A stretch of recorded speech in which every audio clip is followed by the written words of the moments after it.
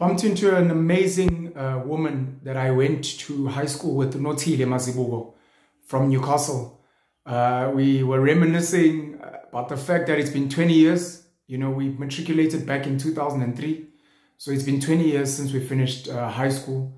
And I told her that, look, I'd like to visit the school this year. And I've created this WhatsApp group where all the matriculants from Newcastle High School in KZN, I'm hoping we can visit the school a couple of times this year. You know, see how the school looks, meet with the headmaster, see if some of our teachers are still there, contribute to the school in various ways, and use it as an opportunity to network with each other.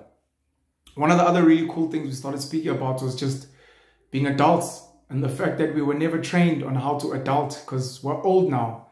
I think we're both born in 1986, which means we're 37 this year, you know, which means we're old. We're 3 years from 40. And you can imagine for any child out there being 40 years old, boy, you know, I spoke at a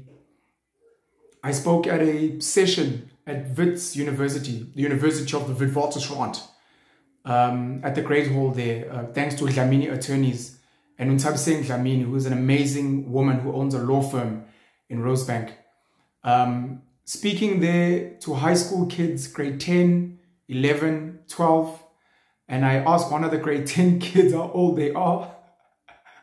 And they said they're 16, which I think means they were born in 2007.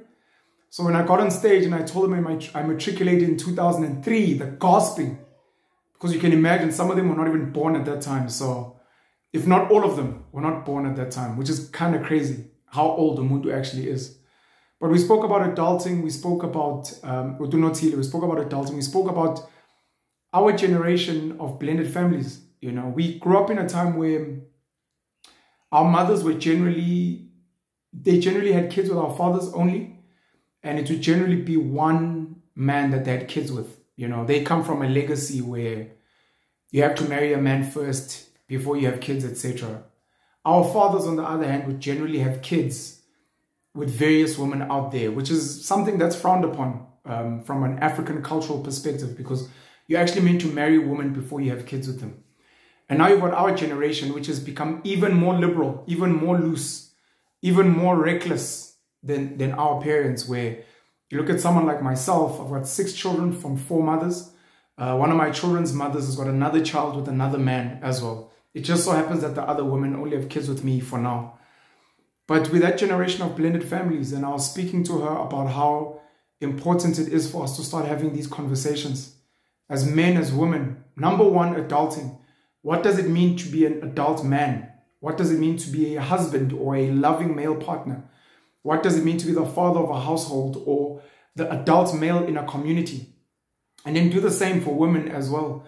So that when when young adults, 20s, 25, come to us for advice, we can give them sober advice. When teenagers, 16 all the way up to 19, come to us for advice because we're these elders, we can give them worthy advice. And when children come to us for advice, we know we are adults and we can give them straight answers on religion. You know, what is God? Should we follow the Bible? Should I be a Christian? And be able to answer soberly. Do the same with African cultures and customs, where Notile and I were speaking about the concept of still women wanting to change their surnames to take on the man's surname. Is that still valid in 2023? Speak about the concept of marriage and if that's still valid.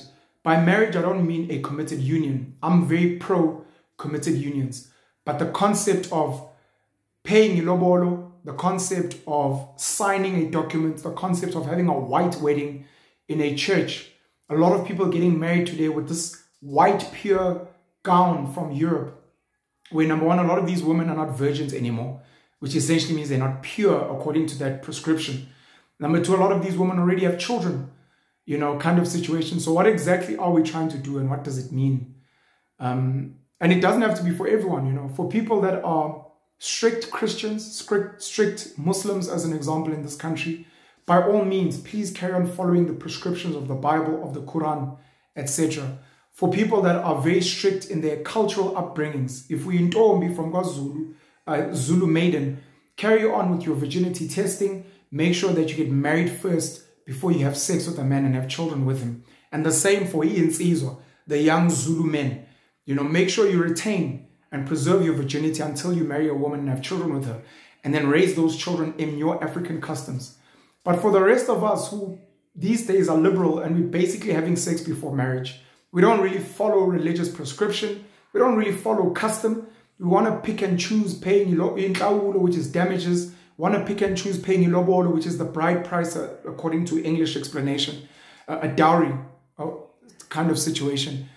Do we still want to be that? Our parents are getting old. Our parents are going to pass away in the next 10, 20, 30 years. And we're going to become the elders. And we can't keep saying to children, no, this is what my parents did. No, this is our custom. We have the power and the ability to change it. We have the power and the ability to have these conversations of what are the principles behind these things, and do we still want to hold on to those principles or those customs and those traditions, or do we want to change them? And now in a situation where I am with a woman that has children, I'm with a woman and she knows I have children, how do we create healthier blended families? How do I reach out to the fathers of my stepchildren and try and build relationships with them? Not see them as the enemy, because they're not. They just happen to have a child with someone that I may be with. How do we build those relationships and become stronger for the purpose of healthier children and healthier spaces? And then the same, I guess, for the woman. If you're a woman in my life, how do you potentially reach out to the mothers of my kids and say, look, I'm here. I'm going to be helping with the raising of your child in some way. How can we make that work? All the way to even after you break up. How do we have healthier breakups? A lot of people don't have post-breakup therapy, post-breakup, post-mortems. Why did we break up? What was it about myself that you didn't like? I was cheating. I was lying. Maybe I was hitting you. Maybe you didn't like my dreams, my ambitions. Maybe I was disappointing you in certain ways. Maybe you feel like you've been waiting for too long and you wanted to get married and I wasn't marrying you. And similarly with me, with a woman, she cheated on me. She doesn't want to have children. She's too obsessed with her job, etc. So what is the post-mortem? Maybe it's a personality thing. I don't think you're a good person. I think you're moody. You know, I think you shout too much. I think you drink too much. I don't like that you smoke so much. I don't like your toxic relationship with your family members. Sometimes our relationships end because of family and friends. A woman loves a man, but the man's mother is just so toxic, and the man protects his mom because that's his mom, but ends up alienating his wife. And on the other side as well, you might find that the guy is trying to have a good relationship with the girl's family. You might find that the father looks down on this guy. Oh, who is this boy? Why does he work here? Maybe the mother's, I don't really like this guy. Maybe because of the tribe he's from. Maybe the things he says on social media, etc. And we have these unhealthy spaces. These are some of the things we have to speak about as the new generation. Pen you all the black pen. Cheers.